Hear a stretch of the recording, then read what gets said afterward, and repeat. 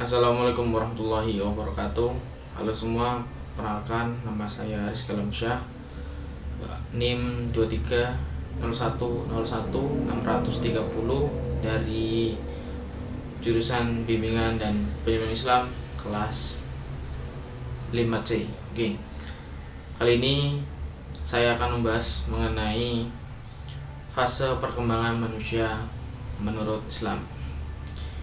Menurut Islam, di fase yang pertama itu ada fase prenatal ataupun bisa disebut dengan qabla al-wiladah. Dalam Al-Quran memberikan gambaran detail tentang proses penciptaan manusia dalam rahim, di mana sesungguhnya kami telah menciptakan manusia dari saripati yang berasal dari tanah. Kemudian kami jadikan saripati itu air mani yang disimpan dalam wadah yang kokoh, yaitu rahim. Kemudian air mani itu kami jadikan segumpal darah. Kemudian segumpal darah itu kami jadikan segumpal daging. Dan segumpal daging itu kami jadikan tulang belulang. Lalu tulang belulang itu kami bungkus dengan daging. Kemudian kami jadikan sebagai makhluk yang berbentuk lain. Masya Allah, pencipta yang paling baik, menurut surah Al-Mu'minun ayat 12 sampai dengan 14. Oke, kembali lagi ke pembahasan kita mengenai psikologi perkembangan dalam perspektif Islam. Pertama itu ada fase prenatal ataupun qabla al-wiladah. Dalam fase qabla al-wiladah atau prenatal ini, pertama ada fase nuftah. Apa itu fase nuftah? Fase nuftah itu adalah fase di mana masih berbentuk air mani. Jadi itu masih dalam proses cairan yang berbentuk dengan air mani. Selanjutnya proses yang kedua itu ada alaqah, yang dimana alaqah itu merupakan fase kedua ya, ataupun 40 hari kedua, yang dimana yang tadinya masih berupa air mani kemudian menjadi segumpal darah. Selanjutnya setelah berupa segumpal darah ada fase berikutnya lagi, yaitu fase mudghah. Fase mudghah ini adalah fase ketiga ataupun 40 hari ketiga, yang dimana fase segumpal daging. Nah, selanjutnya setelah segumpal daging itu, kemudian tepat pada hari ke-120 hari, segumpal daging itu Allah tiupkan ruh, tiupkan nyawa kepada segumpal daging tersebut agar dijadikan suatu makhluk hidup. Fase yang selanjutnya adalah fase bayi dan anak, al-tiflah kalau dalam Islam. Pada periode ini, bayi 0 sampai 2 tahun itu Islam memberikan perhatian khusus pada periode ini, yang dimana yang pertama, Islam itu mengatur bahwa hak bayi untuk mendapatkan ASI selama 2 tahun. Jadi anak-anak bayi yang usianya dari 0 sampai 2 tahun itu dia tuh mempunyai hak apa? Diberikan ASI secara eksklusif oleh ibunya selama kurang lebih 2 tahun. Selanjutnya yang kedua dari fase ini adalah pentingnya kasih sayang dan perhatian orang tua. Pada fase 0 sampai 2 tahun ini adalah fase yang sangat penting bagi pertumbuhan seorang anak, yang dimana fase ini perhatian dan kasih sayang orang tua itu sangat penting bagi perkembangan dan pertumbuhan otak bayi. Selanjutnya ada fase periode anak-anak 2 sampai 7 tahun. Nah, pada periode ini Islam menekankan pada yang pertama, pembelajaran dasar tentang akidah dan ibadah pendidikan, yang dimana anak sudah mulai diberikan ibadah pendidikan, yang mulai diajarkan tentang sholat, tentang mengaji, dan juga tentang ibadah yang baik lainnya. Yang kedua, akhlak melalui teladan. Jadi orang tua memberikan keteladanan atau memberikan contoh yang baik. Contohnya misal kayak anak mau disuruh sholat, berarti kita bisa sholat dulu, nanti baru kita menyuruh anak kita untuk sholat, seperti itu.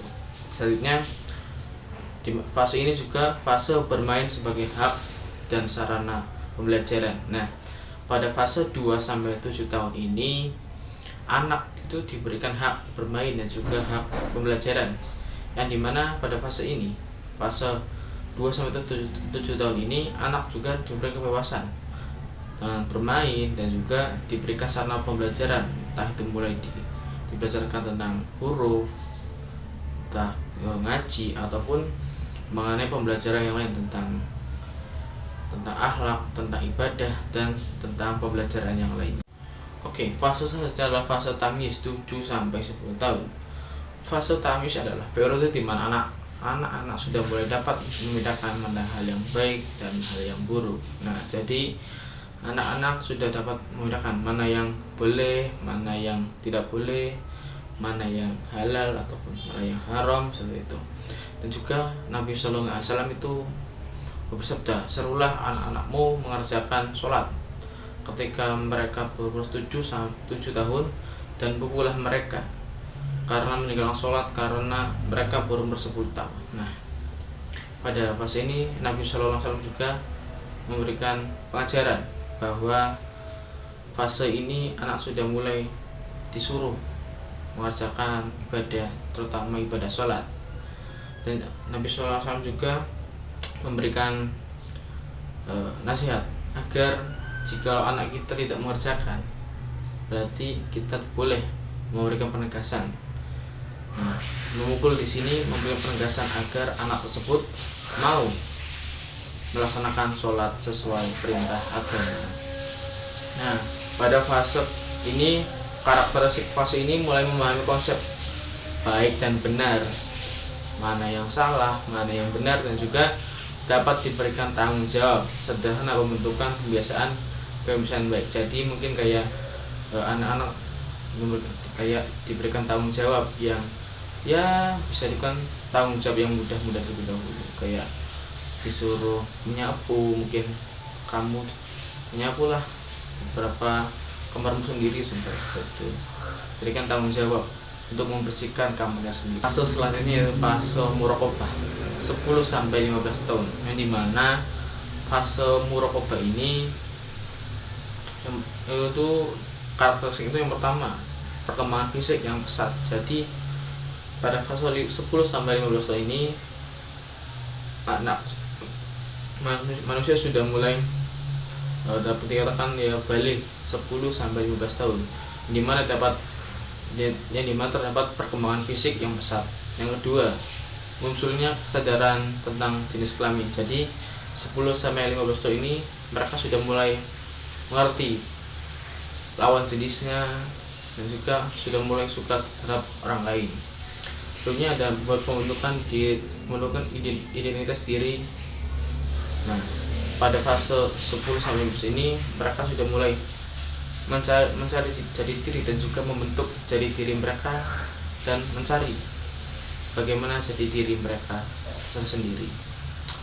Yang kedua, yang terakhir di fase muraqabah itu pendidikan seksual yang sesuai dengan nilai Islam. Jadi pada fase ini anak juga sudah mulai diajarkan mengenai bahaya seksual. Atau yang terakhir itu fase balik dan dewasa.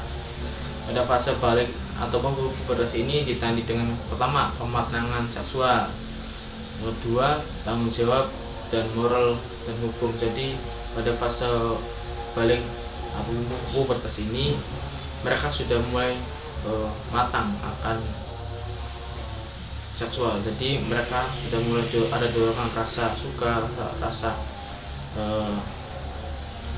dan juga hawa seksual terhadap lawan jenis itu sendiri. Selanjutnya ada fase dewasa muda, syabab kalau dalam syarab atau dalam syabab. Periode ini yang dimana periode ini periode pencarian jati diri. Nah, dan juga persiapan untuk pernikahan. Jadi di dewasa muda atau dewasa awal ini manusia sudah mulai atau fase ini sudah mulai mencari berfokus kepada persiapan pernikahan dan juga pengembangan karir dan konstitusional. Jadi fase dewasa awal ini mereka juga akan mengembangkan karir, entah itu bekerja, entah itu berkuliah ataupun ke bidang yang lainnya, terutama pekerjaan dan pendidikan. Selanjutnya ada dewasa pertengahan atau dewasa madya atau kahlan. Stabilitas dalam berbagai aspek kehidupan, tanggung jawab keluarga dan masyarakat, puncak produktivitas. Nah, pada fase ini seseorang itu sudah di aspek tanggung jawab, sudah diberikan sudah memikul beban atau tanggung jawab di pundaknya, dimana pada fase ini dia sudah mulai berkeluarga ataupun sudah bersosialisasi atau sudah di masyarakat, sudah bermasyarakat dan juga puncak dari produktivitasnya.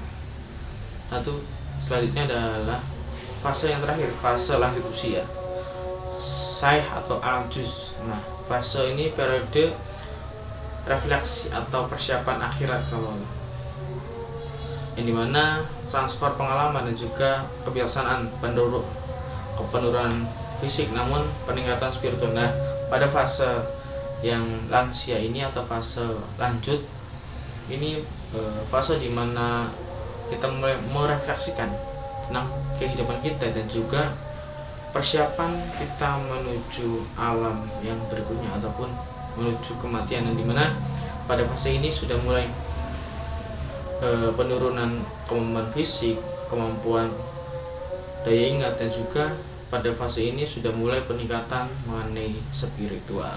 Nah, mungkin dari penjelasan tentang perkembangan manusia memeluk Islam ini saja yang dapat saya sampaikan.